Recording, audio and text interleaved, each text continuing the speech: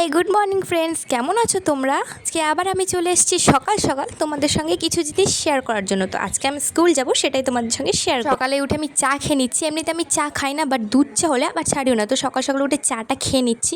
তারপরে চলো সবটাই তোমাদের সঙ্গে শেয়ার করবো। স্কুল আমাদের 7টা থেকে, মর্নিং স্কুল হওয়ার কারণে আমার এখন রোজ সকাল সকাল উঠতে হবে। তো ছাদে চলে এসেছি। তো ছাদের গাছগুলোতে, ছাদে গাছে জল দিতে এসে দেখি একটা সাদা রঙের খুব সুন্দর বেলফুল ফুটেছে। তো আমি গাছগুলোতে জল দিচ্ছিলাম আর আমার অবস্থা একদম খারাপ হয়ে যাচ্ছিলো। কেন, এখন সকাল সবে মাত্র 6টা বাজে আর এখনই মাথার উপরে এত রোদের পরে তোমরা ভাবতে পারছো যে কতটা রোদ হবে। হাত থেকে এসে এবার আমি একটু পড়াশোনা করে নেব।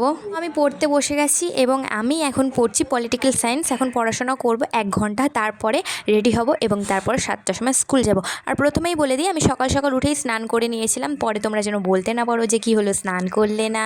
এই যে দেখো আমার হাতের লেখাটা এত বাজে, কিছু বলার না। যাই হোক, বাজে হোক আর ভালো, পড়াশোনা তো করতেই হবে ভাই। আমার মুখস্থই হচ্ছিল না, জানো তো। আমি পড়তে বসে এত চেষ্টা করছি যে এই প্রশ্নের উত্তরটা আজকে মুখস্থ করবোই, বাট আমার মুখস্থ হলো না, তো হলোই না। আমি স্কুল যাওয়ার জন্য ফাইনালি রেডি হতে চলে আসলাম এবং স্কুল ড্রেসটা পরে নিলাম।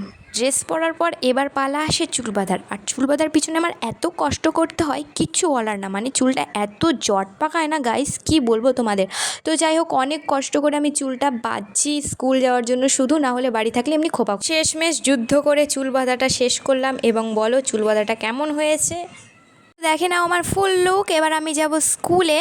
তো টাটা। এবং দাঁড়াও, তোমরা কোথায় যাচ্ছ? আমার ইউটিউব চ্যানেলটা সাবস্ক্রাইব করে তারপর তো যাও। টাটা।